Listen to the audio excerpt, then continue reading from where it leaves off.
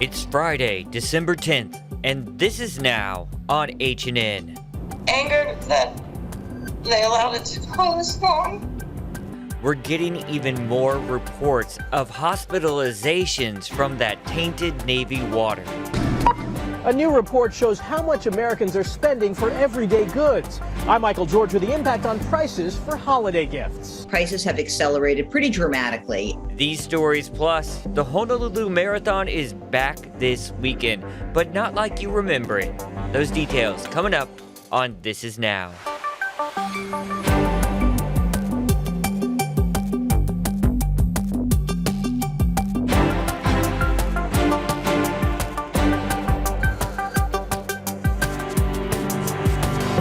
That's what we're after, assured safety of the water in your homes for any use that you normally would use it for. We have a plan to get there, but that plan is not going to happen. It's not going to be complete overnight. As a matter of fact, our best estimates right now is that that plan is probably going to take somewhere on the order of 6 to 8 weeks. So I am disappointed to tell you, but I have to be honest with you to tell you that we're not going to be able to move you back into your homes for Christmas. You're listening to Major General Joseph Ryan with U.S. Army Hawaii and the 25th Infantry Division, giving an update to residents of Red Hill and Aliamanu Military Reservation. It's happening right now. And as you heard him say, the Army families that are staying in hotels right now because of the tainted water will not be back in their homes for the holiday.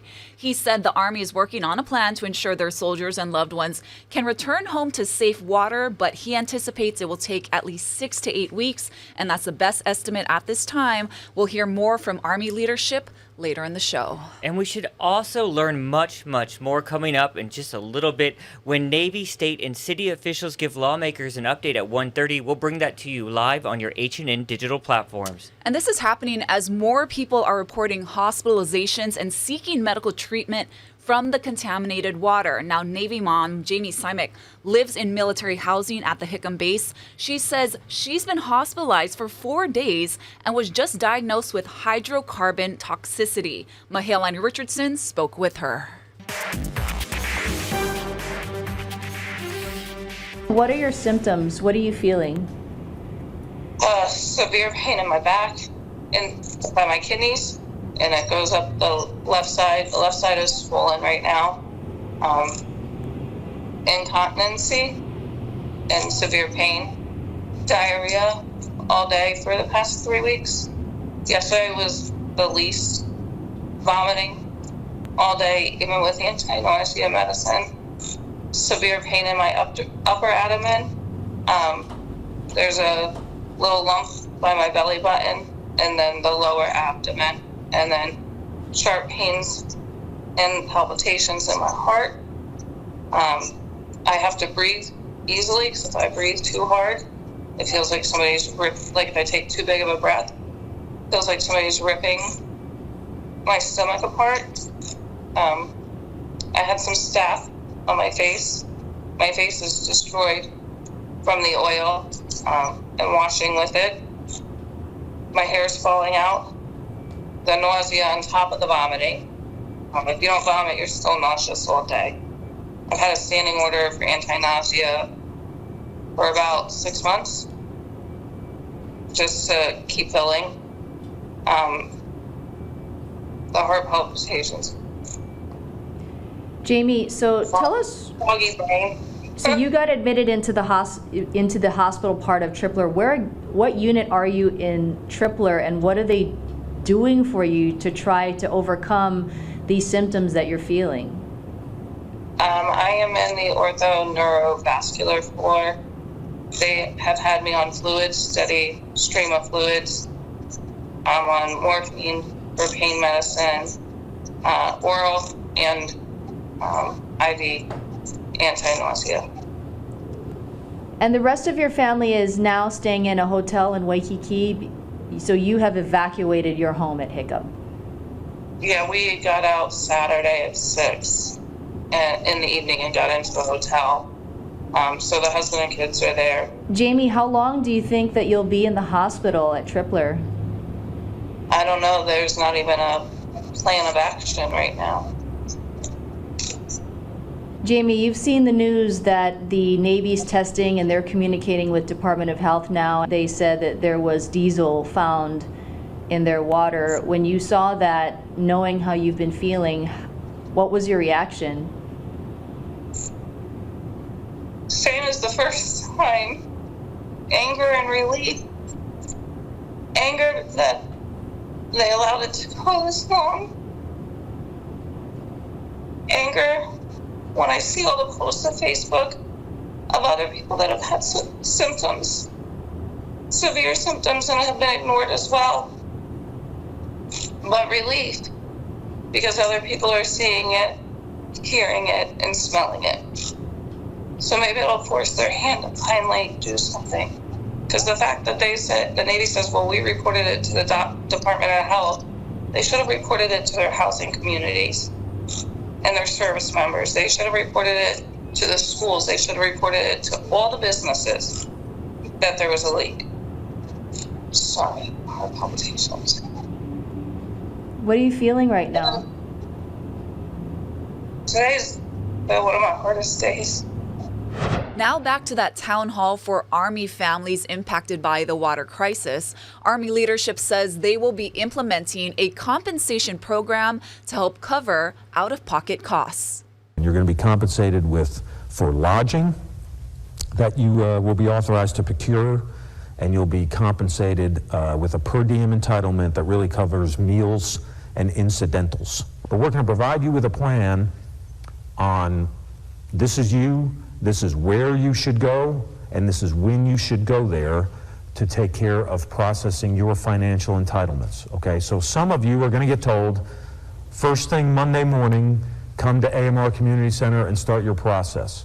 Some of you are going to be told, Friday afternoon, come to Fort DeRussy and start your process, okay? And I'm asking you, please pay attention to that, because otherwise you're just going to stand in a line. The whole purpose of the registry is to document potential exposures. And I say that intentionally, potential exposures. You don't have to know that you were exposed. You don't have to have been sick from something. If you're in the affected area and you believe that you may have been exposed, that's what the registry is for. And so the opportunity, should you become ill down the road as a potential consequences of this, that we have you and your information in the registry. And if your condition proves to be linked to this, then we can potentially compensate you for that.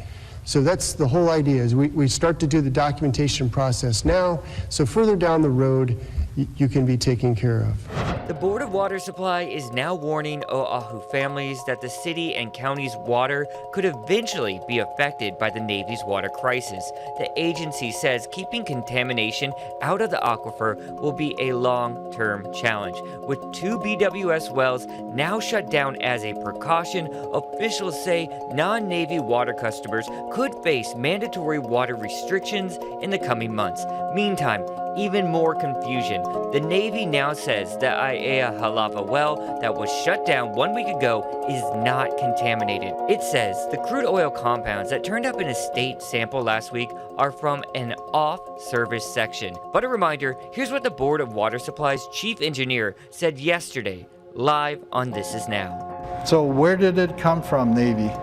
If you're saying it's not coming out of the aquifer, not being pumped out of their Aiea Halava shaft, then where is it coming from? So now we're hearing from U.S. Senator Brian Schatz, who wants the EPA to take over water sampling analysis and public communication from here on out. But only the Environmental Protection Agency has the expertise, the scientists, the law behind them to kind of come in and make sense of it all for the public and give us a way forward.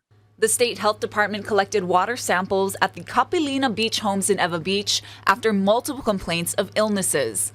Residents reported rashes and swelling after drinking or bathing in the water. The former military housing area is on the Navy's water line, and residents have been told not to drink from the taps. Stay with What You News Now for the latest developments on the tainted water crisis. As John mentioned, we will be streaming the government briefing on all HNN digital platforms at 1:30. The State Department of Health is reporting 5 additional COVID-related fatalities today, pushing the death toll from the virus to 1,045. The state also reported 170 new cases today. For a complete island-by-island breakdown of all those new cases being reported today, just head to your H&N digital platforms. Well, the cost of living continues to rise in America. A new report reveals that inflation is at a 40-year high. This, of course, comes as many people are doing their holiday shopping. Michael George reports. Connie Blackman is on the hunt for holiday presents, but rising costs are a concern. Are you noticing that prices are up for just about everything? Absolutely. New government data shows U.S. consumer prices soared in November, up 6.8% in the past year, the biggest jump since 1982.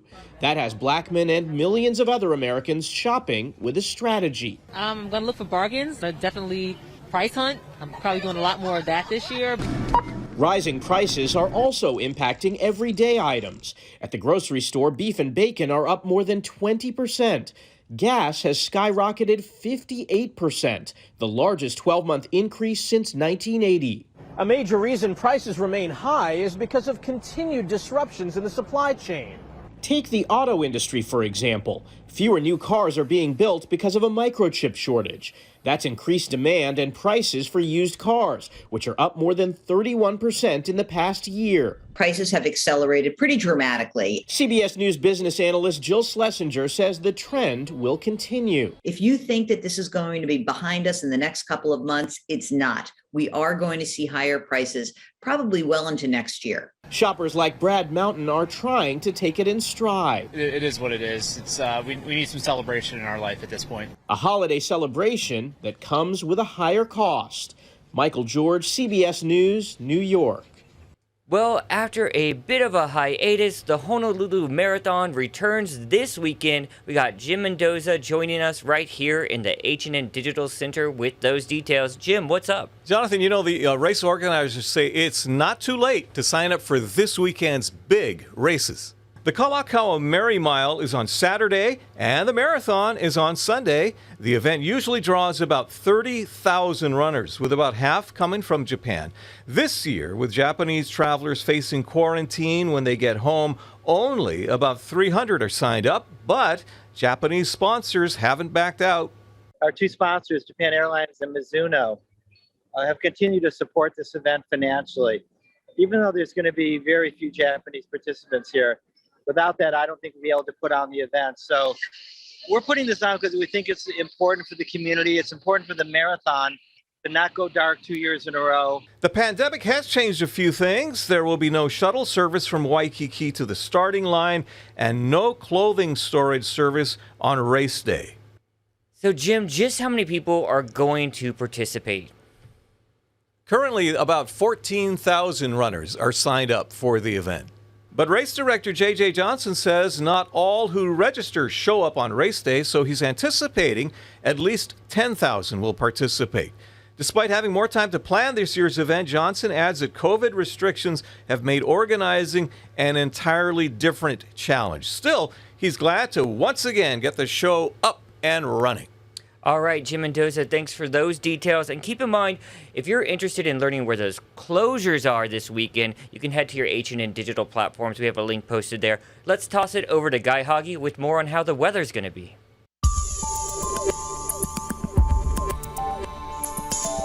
We'll have a return to more normal trade wind conditions today. A little bit breezy, a little bit damp for those, windward and Mauka areas from time to time with spotty showers. Leeward side should remain mostly dry. And those winds running swift, 15 to 25, have triggered the only weather alert, which is that small craft advisory for all coastal waters. Also, it's going to be choppy on the east side because of those winds, running about 6 to 8 feet. Better conditions up in the country, but smaller. We're expecting a significant swell coming into the country sometime Monday into Tuesday of next week.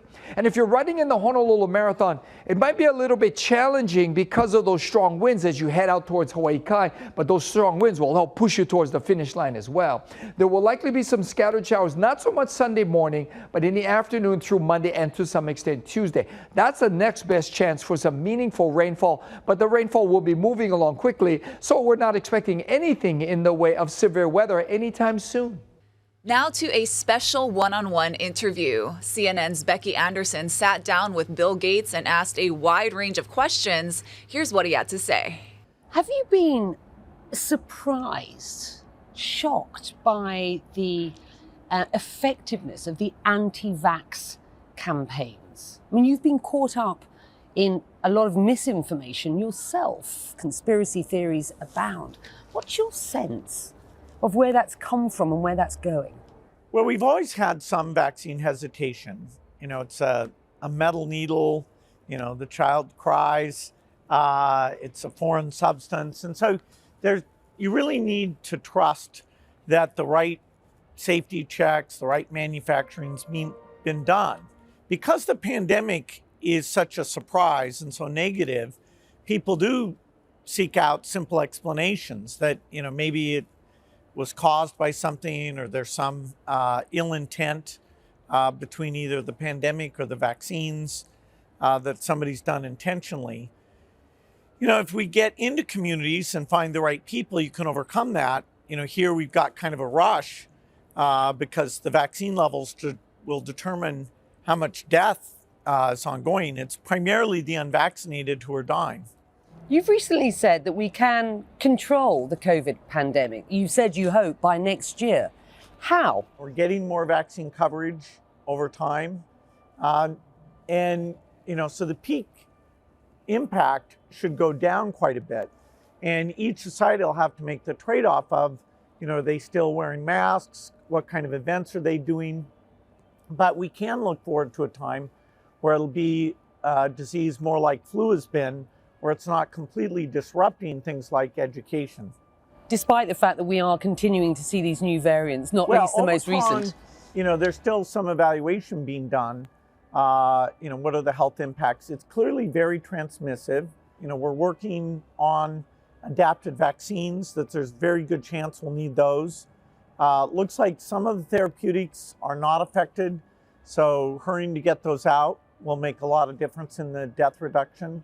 But, you know, even if we have to make a special vaccine and get that out, I don't think in 2023 we'll have the level of disruption we had, you know, for the first 3 years of this. We talked about misinformation and disinformation. Facebook's had a tough year. Numerous allegations about deceptive practices over misinformation and indeed hate speech. We recently saw the company spend something like $10 billion on what's known as the metaverse, this centralized virtual world. Mark Zuckerberg is betting Facebook's future on it. Critics have called it dystopian. A bad idea or a wise investment, in your opinion? Well, certainly the technology of projecting yourself into virtual space, you know, all the companies in the industry see value in that. You know, for future virtual meetings, you'll be able to look at somebody and right now, you know, with Zoom or Teams, you can't tell who's looking at who, and you can't go have a side conversation. And so, yes, there are, whether it's playing games or fantasy worlds or even just a straightforward business meeting, that kind of capability is getting better. They're one of many, you know, who's investing in that, and you know, it's great they believe in it. You know, Mark's been very successful. All right, some updates there from Mr. Gates. Yeah. Let's talk about another Richie Rich. You know, the world's richest man in the world now is Elon Musk, and he's really mulling over what he wants to do with his future, and he's taking it to Twitter. Listen to this. Today, the CEO of Tesla tweeted, quote, "Thinking of quitting my jobs and becoming an influencer full time. What do you think?" Oh, gosh. Yeah, I don't know. Musk is already very active on Twitter and other social media, but it's unclear if he's being serious. Last month, you might remember he asked his followers if he should sell those stocks in Tesla, and he did. So we'll just have to wait and see what unfolds with Mr. Musk's future. Of course, he's really involved in space travel and all that fun stuff as well. But why ask Twitter? Yeah, just follow your own gut, man. Yeah, or seek professional help, maybe. I don't know. That's just me. More travel People news, yeah. booking flights on Southwest Airlines will see a new fare option next year. Now, the airline announced they're adding a fourth fare choice to their lineup. Currently, they have 3, so Business Select, Anytime, and Wanna Get Away, which is the third option being the cheapest. The airline did not share the name of the new fare or its benefits, but they said it will be above the Wanna Get Away fares and will have enhanced attributes that officials believe customers will happily pay a little bit more for. I'm a want to get away person. I'm such a cheap traveler. I'll go with a backpack to not pay for bags. I'm that guy. Yeah. I need the window to lean. I do like my sleepy window time. Yeah. Okay, you guys, before we get to this next story about Sex and the City, we want to warn you there are spoilers ahead, so mute us now if you don't want to know the deets, because it's a big one. So Peloton is responding to a beloved character's death in the HBO Max series. Now, in the very first episode, apparently Mr. Big, played by Chris Noth, dies from a heart attack after a 45-minute ride on his Peloton bike. Now, in a statement, the exercise equipment company says the bike ride had little to do with his death. They say Big indulged in alcohol, cigars, and steaks, which put him at risk of health problems.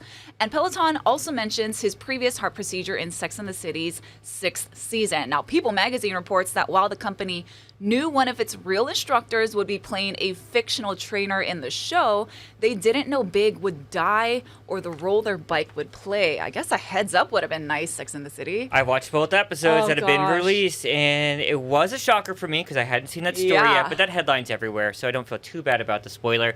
But I'd have to say my own personal opinion about the new season or the new series is there's just not enough comedy. And there's no Samantha. A little too serious. Yeah, it is so far. There's many more episodes to come, so I'll keep watching. Yeah. All right, today's good news now. Ian Lee takes us to a very special Santa school.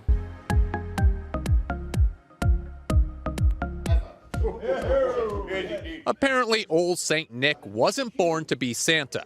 First, he had to go to school. Santa Tim, can we have a ho ho ho? Ho ho ho ho ho! Class is in session at London's Santa HQ, where they learn the do's and, just as important, the don'ts. A bad Santa says, who are you, what's your name, where do you live, how old are you, what do you want for Christmas? If you want an authentic Santa chuckle, here's a pro tip. Imagine that you've got a little belt here, tuck your thumbs in there, and then just push your belly out and go, ho ho ho! It's also important to remember who you're working with. Dancer and Prancer, Comet and Blitzen. The Santa gig can pay more than $1,000 a day here in the UK, but like in the US, Kris Kringles are in short supply.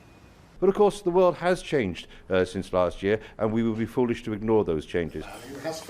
COVID put the kibosh on seeing Santa last year, so many made virtual visits to the North Pole.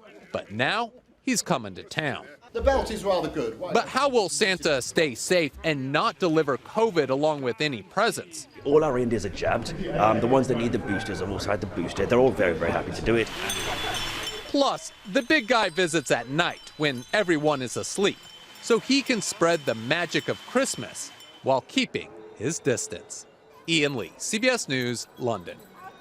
Huge story, Ian Lee there. And he also sent this note. He said, along with those Santas having to master saying ho, ho, ho, they also have to say Merry Christmas in many languages. They have to learn that as well. That was very good, John. Oh, I tried. Yeah. That one guy, though, he was great.